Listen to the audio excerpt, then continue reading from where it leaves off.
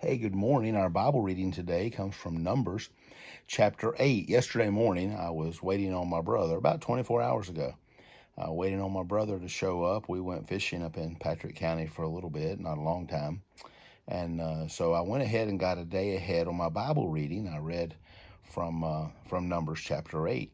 And I thought, wow, I'll be up there in the trout stream, and I'll sit down at some point and record a video and have a nice background, some nice background noise, and all of that. And we caught a couple fish, and had a good time. And I just never took the time to record that video. But going off of things that I read 24 hours ago, I did look over them this morning to refresh myself.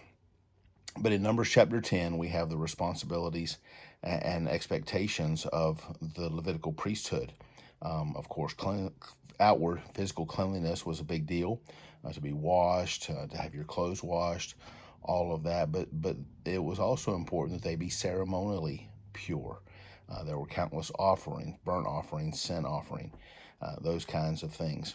I say countless. It wasn't countless. It was very specific. And so there were bulls offered as a burnt offering, as a sin offering. And all of that is outlined here in our text. But I want to go back in our reading all the way to Leviticus chapter 10, where the Bible identifies the sons of Aaron, this initial priesthood, and their responsibilities.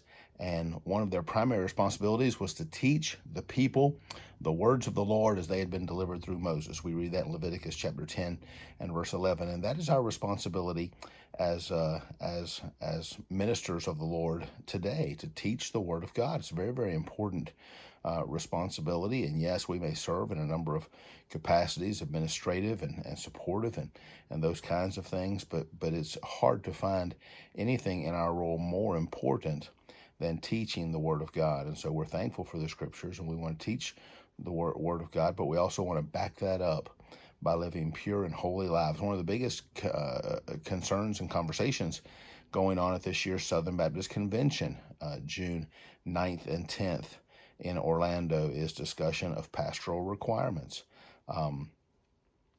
Specifically around the area of qualifications for women. Are women qualified to be pastors? And I think the Southern Baptist Convention has taken a consistent stand on that, but they're wanting to solidify that stand. And it's not just a gender requirement.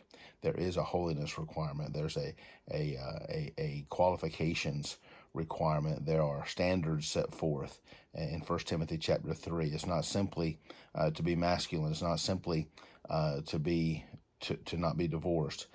There are other things about our attitude, our interaction with other people, and those kinds of things. So pastors are to live holy, pure lives, and this initiation of the Levitical priesthood is a good place to go to see some of that standard initiated by God. Hey, well, that may only apply to me, but I've taken it very, very seriously in my Bible reading this week.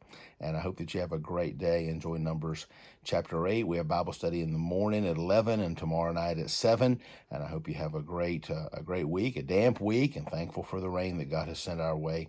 And may God bless you today.